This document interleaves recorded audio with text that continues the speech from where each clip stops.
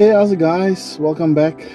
This obviously will then be the first episode of our AE111 20v squad on a podcast featuring me, without the con man as of yet. And welcome. I'm Warren.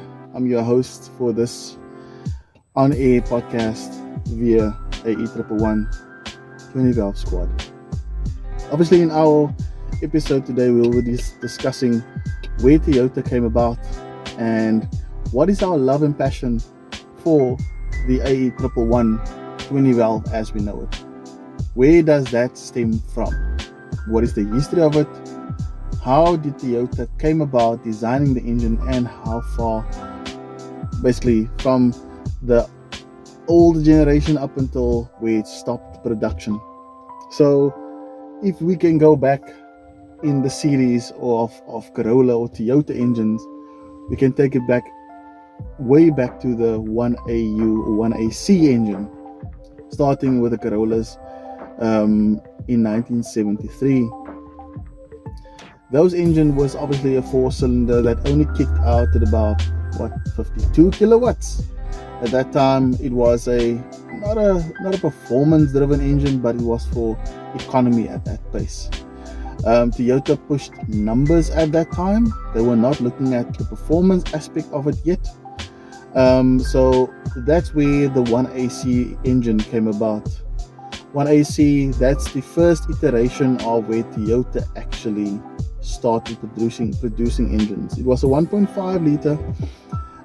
They call it the 1452cc engine. And the compression ratio at that time specifically was 901 compression ratio.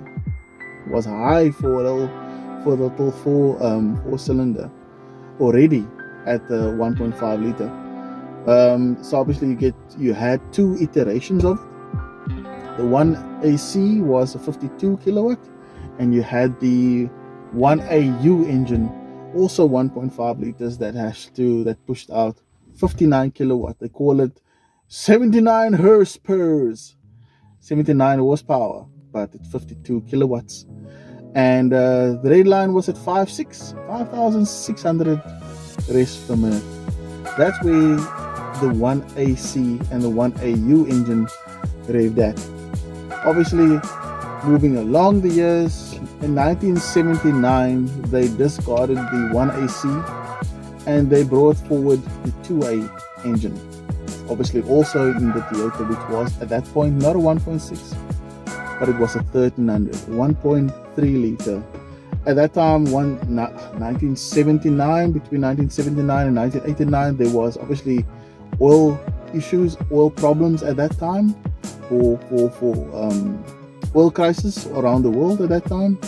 But here's the reason why Toyota were never as big like the Americans with their big V8s, etc., where they still stuck to their little 1.3s. Everybody was looking at if I can say this, everybody was looking at an economical car, normal push around, if I can call it that way. And the Toyota stood out at that time. The numbers were quite high, but performance-wise, the 1AU and the 1AC outperformed the 2A engine at that time, which was the latest iteration in the A series engines that Toyota produced. The 2A engine only pushed out about 48 kilowatts at the time, 64 horsepower,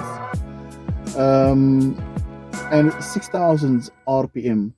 100 RPM more than what the previous iteration was, which was the 1AC, which was at 5.9, but 6,000 RPMs, which means it revved quite high. 98 Newton meters of torque, roughly. So yeah, everything looked up and up for Toyota because of the production range, but everything out there was just for economical performance and not for outright performance, if I can call it that. Afterwards, Toyota in the 1979, between 1979 and 1989, Toyota brought forward the 3AU engine as well. 3AU engine was part of the Corolla range. used by Toyota. It was produced at that time, the 3A. It was also then upgraded to not a 1.3, but it was upgraded to a 1.5 again. There was 3 iterations of the 3A engine at that time between 1979 and 1989. The 3 iterations of performance-wise was, the one was a 46 kilowatt, and you get the 44 kilowatt, and then you had the highest spec of 52 kilowatts. Think about it this way, how far we've come with regards to the power band, and where we speak about turbos and NOS and superchargers and all this kind of things, where those people were speaking about little push around 1 liter 3-cylinder or 1.5 4 cylinders, and that was their focus at that time. They were not thinking about forced injections and all this kind of things that we are looking into right now. So the 3A engine was obviously produced between 1979 and 1989.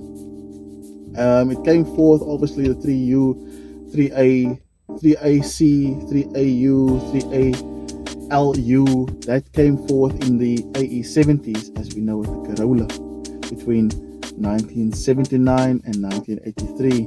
But that was in Japan only. All those engines, the 3A series engines, were predominantly Japanese engines. They never came about to come to South Africa. The only other engines that I can think of that actually made our shores is the one that we actually want to talk about, the 4A series. The 4A series came through in 4 different iterations: the 4A, the 4AC, 4AL, and the 4ALC. That's the 4 different iterations of those engines. And guess what? They were pushing out all 8 valves. We were not talking about 16 valves yet, or 12 valves like we are using in the 2Es. They are pushing 8 valves. They were all carbureted engines at the time. That was between 1982, when they came about. Well, we can say it was produced in 1980, and through to up until 2002, when they were decommissioned. They were all 1.587 cc. We call it the 1.6 at that time because we're rounding it off. It was a cylinder bore engine. It was enlarged. Obviously, it was using the bottom end of a 3A engine at that time. So the 4A was predominantly 1.6. Performance-wise, the most performance out of that engines that you could have received at that time was 62 kilowatts. Redline at 5,600 RPM. Those engines had about 130 Newton meters of torque at full 3,600 RPM. So those engines were predominantly marketed or were focused on the following cars, which was the Carina, the Celica, the Corolla, the Corona, and the Daihatsu Charmant. If I can say it that way, Daihatsu also rocked with the Toyota engines at the time because they were more reliable. They were reliable. They could do whatever you wanted to do. So, if I can say it this way, Corolla or Toyota with the 4A came a very long way. So there was the 4A ELU engine also that was introduced, and that was fuel injected, but that was only for the Japan market. It never came about to South Africa. The only engine that flew across the oceans to South Africa at the time for the European market was the 4AF engine. The 4AF was the carbureted engine that was 16 valves. The carbureted engine. So it was a narrower block with a carb on top. It looked like the 2E engine, but it was actually a 1.6 16 valve. So at that time, that engine came about to South Africa which we got in the old Corollas. Like the if I can think about it this way, it came in the KE, the slant front, and it came also in the liftback at that time. Output for performance wise, a measly 72 kilowatts, 95 horsepower at a whopping 7,000. Oh no, not even 7,000, 6,000 RPM. Stand corrected. 6,000 RPM at 127 Newton meters of torque. Think about it. Your red line for peak power, 427 Newton meters of torque, came in up, basically was pushing the car up until 3,600 revs. But your red line or the cutout was at 6,000 RPM. That engine specifically was produced basically in was sent to South Africa as well. So from there onwards, we got to know the 7AFE, which was also a carbureted engine at the time. And in later generations, the first engine, obviously, of the 7AFE was marketed for an automatic car, for the Carina, the second generation of the Carina. The first generation of the 4AFE engine in South Africa came through was a fuel injected engine.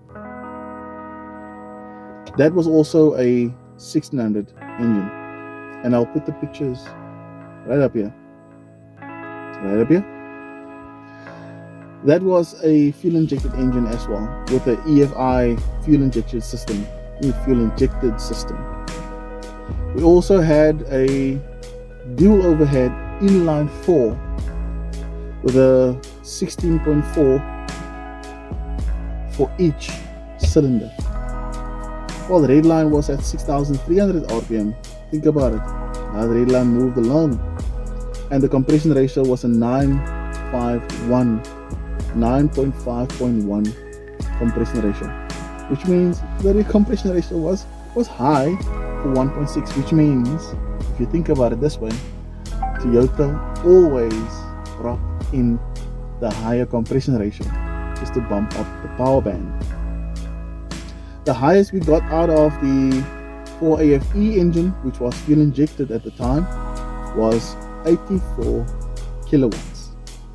84 kilowatts, 113 horsepower at 5,800 RPM. Peak torque was 145 Newton meters of torque at 4,800 RPM. And I'll show a picture of the engine right about here.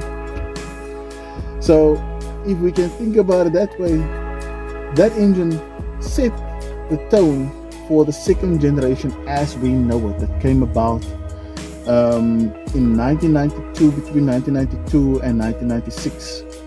The 1.6 engine that we know, the 4AFE engine that we all know, with a thin square head dual overhead cam engine. That engine pushed out 85 kilowatts, and that was a very, very reliable engine up until today. That's the only engine that I know that if you do drop a valve, or if you do break a cam belt, that it does not hit a valve. That's the only engine that I know that does that, because it's an inline four cylinder. So the second generation engine, that is exactly the one that I'm talking about, the 4AFE second generation engine with a square head, fuel injected.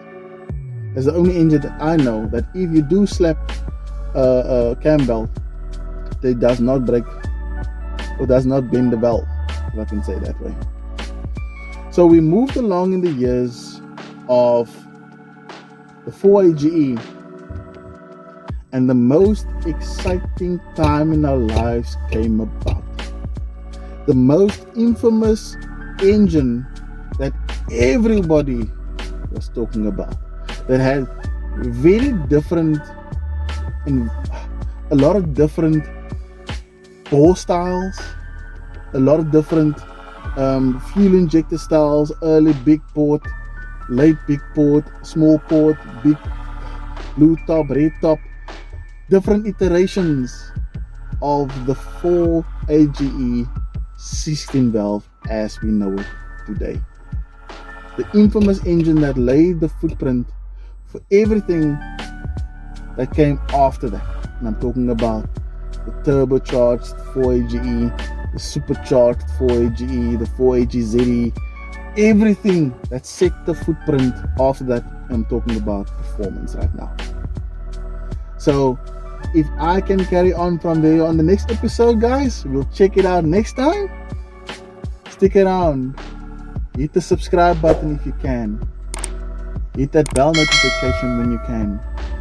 Drop a comment. I would like to hear your thoughts. Please.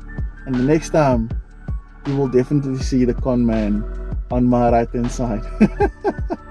Guys, thank you so much for joining this podcast. I hope it was a learning curve for you as it is a learning curve for me. Understanding where Toyota Corollas came from, where the 4A came about, and where it was heading, and also where the whole production line stopped for 4A, and also why it's so prevalent today to people still having a 4A. I'm talking about 16 valve, I'm talking about 20 valve, I'm talking about smaller engines, the 4A. So join me for the next episode. We'll take it further, and remember, it's from the 4AGE 16 valve. Peace out, guys. Take care. God bless, and goodbye.